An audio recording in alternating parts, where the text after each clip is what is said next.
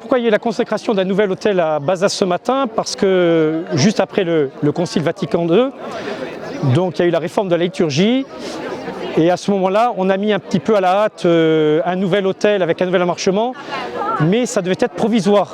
Donc ce provisoire a duré quand même quelques années, jusqu'à cette année, et ce n'était pas un autel, hein, c'était pas consacré, il n'y a pas de consécration de cet autel.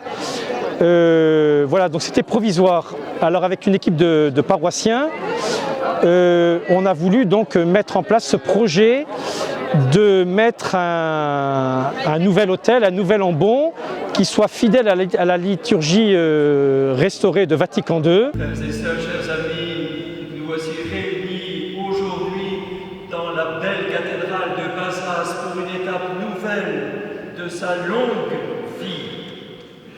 Nous voilà pour la célébration du sacrifice du Seigneur qui consacrera ce nouvel autel et bénira ce nouvel ambon. Chers amis, nous n'aurons jamais fini de nous émerveiller de cette cathédrale de Bazas. Sa beauté, son harmonie, la sérénité qu'elle dégage. Malgré les drames qu'elle a pu vivre au cours des siècles, elle est toujours debout. Elle est pour moi le signe de notre foi chrétienne. La mort n'a pas le dernier mot. Il peut y avoir des guerres, il peut y avoir des destructions. Le Seigneur est toujours là, son Église tient bon.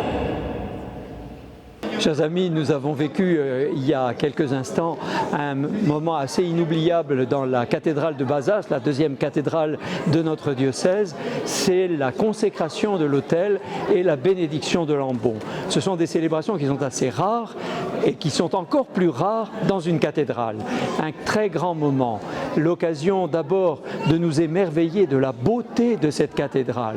Nous avons la chance d'avoir une très belle cathédrale qui respire d'une certaine manière la sérénité, qui est très harmonieuse, et puis bien entendu de vivre la consécration de l'autel qui nous rappelle que c'est lui le Christ qui nous rassemble. Après tout, l'autel là, c'est le Christ qui rassemble tout son peuple, et ce qu'on vit dans la célébration de la consécration d'un autel, c'est ce que vivent tous les baptisés confirmés. Les baptisés ont été bénis avec l'eau, l'autel est béni avec l'eau. Les baptisés ont reçu l'onction d'huile de Saint-Crème, le nouvel autel reçoit l'huile de Saint-Crème. Et puis, les baptisés communient et l'autel reçoit le corps et le sang du Christ. Donc en regardant l'autel, nous regardons le Christ, mais nous nous rappelons aussi qui nous sommes. Ça a été un très grand moment. Voilà, nous prions pour vous depuis Bazas.